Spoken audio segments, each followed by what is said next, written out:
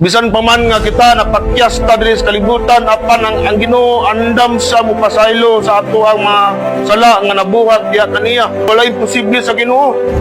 Walay sala nga dili niya kaya mapasaylo.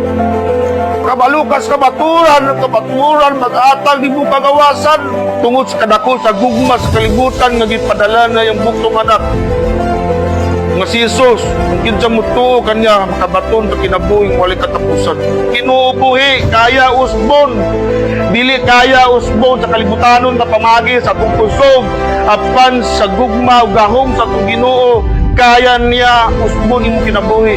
For God so loved the world that He gave His only begotten Son, that whosoever believes in Him, kinsa mo tuo kanya, yatagan sa kinabuhi nga walay katapusan.